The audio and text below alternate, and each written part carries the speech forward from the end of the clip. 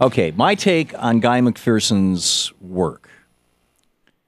I think the guy is making a really, or Dr. McPherson, is making a really important contribution to this conversation because, you know, it's a wake-up message written in blood or written in flaming letters. I mean, this is, you know, what Daniel saw on the wall. This is the handwriting on the wall. This is that on steroids. That said, and I agree with him that the climate situation is far more dire than our media is portraying it. It is far more dire than most mainstream scientists will concede. I can tell you that when we were producing the video that you can see over at lasthours.org, I had some back-channel conversations with a number of very prominent scientists who said, I can't say this for publication, I can't say this on the air, but I'll tell you, I'm scared to death. This is really, really, really bad stuff. On the one hand. On the other hand, the official scientific consensus is that we still have 10, 15, 20 years to do something about this. The problem is, and James Hansen gave a great talk on this recently and actually published a piece, and I think it was in Science just a few months ago about this, is that had we begun to decrease global emissions back when Al Gore was running for president, the first time that the world got together and agreed that we had to reduce global emissions, back when the Supreme Court handed the presidency to oil man George W. Bush and his vice president, oil man Dick Cheney, had we begun to decrease global emissions then, with the leadership of the United States, it would have taken 4 to 6% per year, every year, of declining emissions, which was doable. Not all that difficult to do, frankly. Put on a carbon tax, start charging the actual cost for carbon, and suddenly, and if you could get the whole world to do it, and I realize that's going to be a challenge, but it's possible.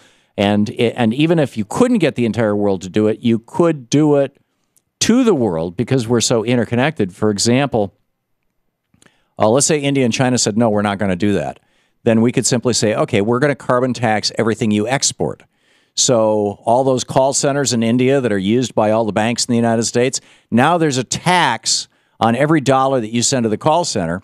We're going to tax them for the carbon that they're using for the electricity to power the call centers.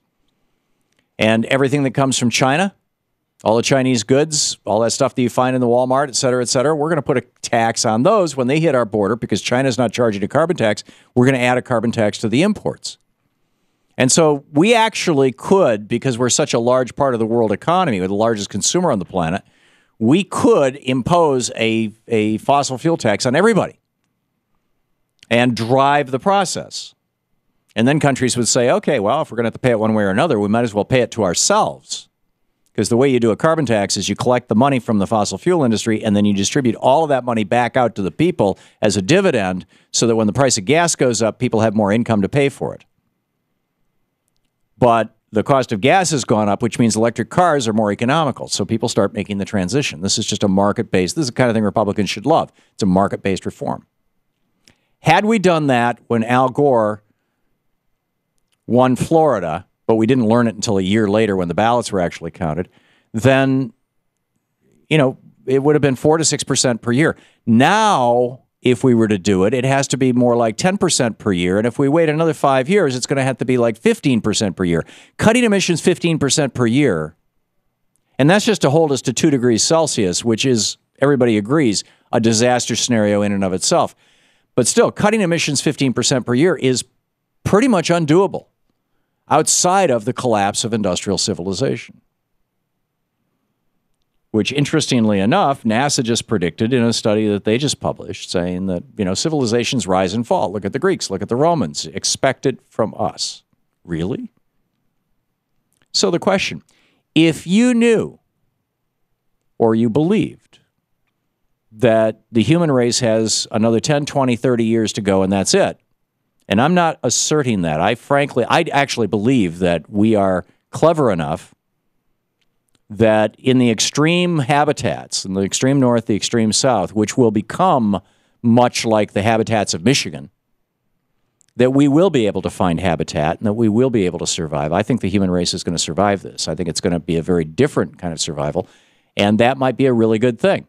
You look at the Native American communities that were found by Europeans when they first got here. Europeans were living unsustainably, which is one of the reasons that they reached out across the planet to eat the lunch of all the natives in Africa and the United States and Asia and Europe and Australia.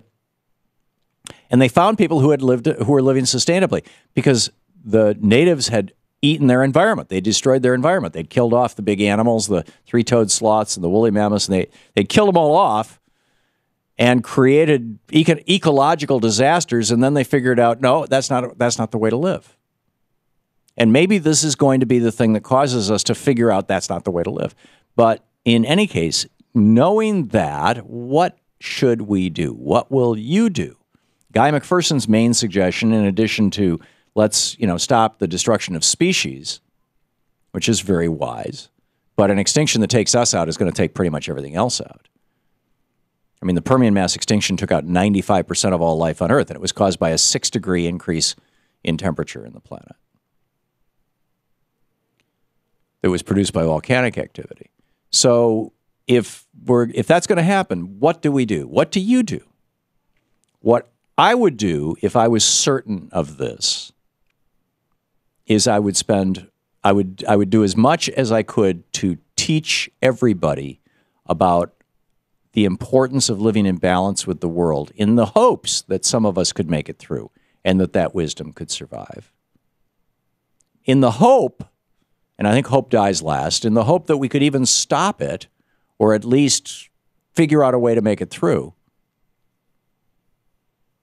And frankly, I'd want to spend more time with my kids. I'd want to spend more time with my family and loved ones. And I'd like to spend more time just being present.